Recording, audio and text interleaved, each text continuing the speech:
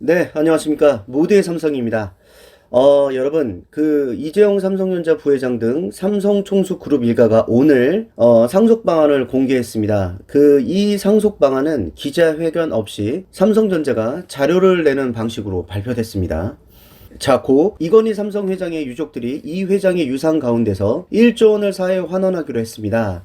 겸재정선에 인왕제색도 등 국보 14건을 포함해서요. 알려진 감정가만 3조 원에 달하는 이건희 컬렉션 미술품 총 23,000여 점도 국립중앙박물관에 기증하기로 했습니다.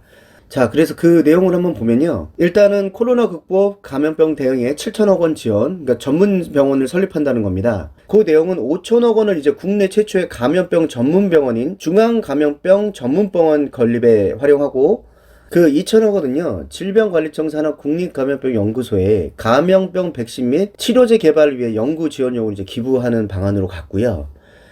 중앙감염병 전문병원은 첨단 시설을 갖춘 150병상 규모의 세계적 수준의 병원으로 이제 건립될 계획이라고 합니다. 그리고 기부금은 국립중앙의료원에 출연한 뒤에 관련 기관에 협의하여 활용하기로 했습니다.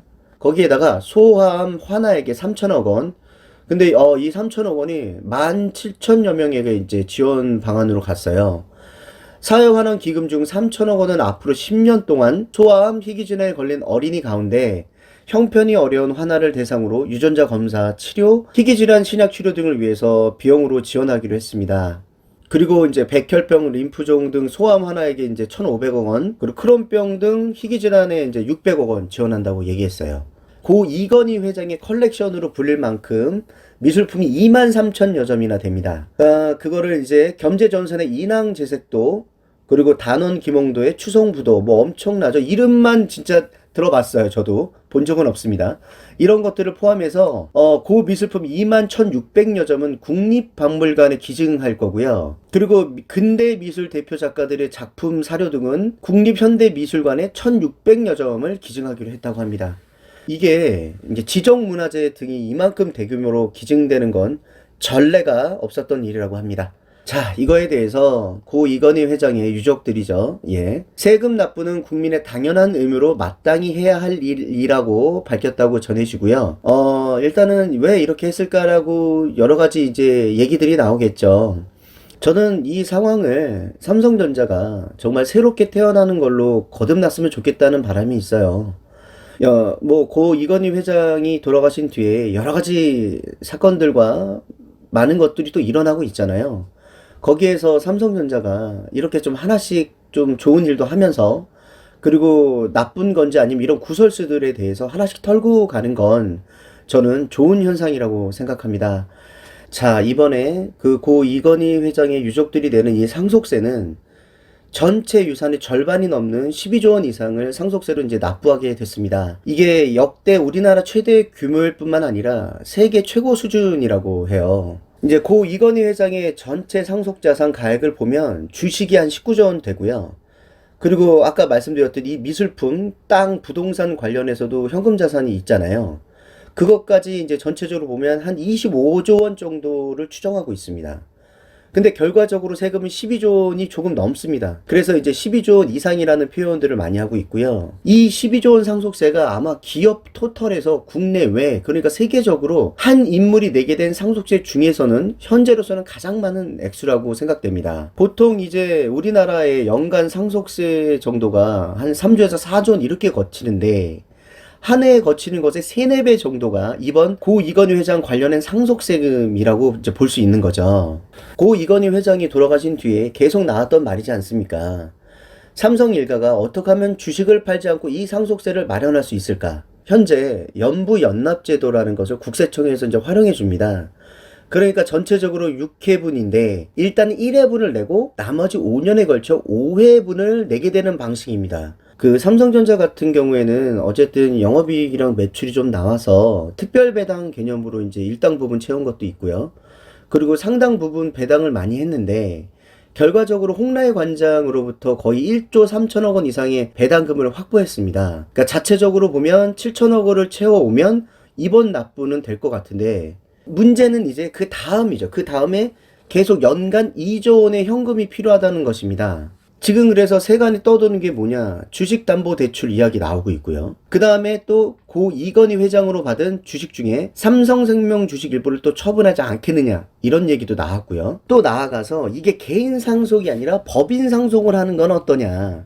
그러니까 삼성물산 같은 회사가 현재 전체 구도를 보면 삼성전자 지분이 좀 약해요. 그런데 이재용 부회장을 비롯해서 삼성물산이 이건희 회장이 삼성전자 지분을 상속하고 상속세는 법인이 납부하는 방식, 이런 방식의 시나리오가 계속 나왔습니다, 시장에서는. 그런데 이제 여러분, 아주 확정되게 공개된 건 아직 안 됐고요. 30일이 이제 최종 확정일이라고 합니다. 그러니까 곧 아마 확정돼서 세간에 공개되겠죠, 여러분. 자, 지금 이런 상황 속에서도 이재용 부회장의 사면론은 정말 재계를 중심으로 인해서 계속 나오고 있잖아요. 그리고 우리도 뭐 언론이나 유튜브를 통해서 계속 듣고 있고요. 근데 이제 청와대라던가 정부 차원에서는 이제 사면은 고려하지 않고 있는 것으로 보이고 있습니다. 이게요, 이 문재인 정부가 처음부터 기조가 경제인 사면은 없다라고 말한 적이 있어요. 그렇기 때문에 이런 예외를 두는 게 문재인 정부에서는 또 어떤 한 수가 될 수 있기 때문에 굉장히 고민하고 있는 것 같습니다. 거기다가 사면을 하게 되면 사면 찬성론자들과 반대론자들의 또 붙는 점들이 있잖아요. 반대론자들 또 난리 날 거 아닙니까? 그래서 이 사면을 하게 돼도 언제 할 것인가, 그리고 명분도 찾아야 되기 때문에 지금 뭐 정권에서는 엄청 많이 고민을 하는 걸로 지금 보이고요. 이번 정부가 아니라 전 정부에서들도 그 2007년에 거의 임기 끝부분에 있어서 박용선, 박용만, 김석헌 회장을 사면한 적이 있었어요. 예, 그리고 이제 이명박 전 대통령 같은 경우에도 2008년도에 이제 정몽구 회장, 김승현 회장을 사면했었던 적이 있고요. 그 박근혜 정부 때도 그 최태원 회장을 사면했던 적도 있었습니다. 자, 이번 상속세 납부와 그리고 이 기부 규모를 보면서 일단은 이재용 부회장 역시 그 고 이건희 회장의 뜻을 계승해서 사회상생 공헌을 정형 전반에 강조가 있다는 뜻으로 생각하고 싶고요. 그리고 삼성 일가가 이렇게 발표함으로써 단순히 재산 상속을 넘어서 책임 경영, 그리고 사회에 이제 더 크게 이바지하겠다는 뜻으로 저는 생각하고 싶습니다. 아, 여러분, 삼성전자는 언제나 말이 많습니다. 잘 돼도 말이 많고요. 못 되면 더 말이 많고요.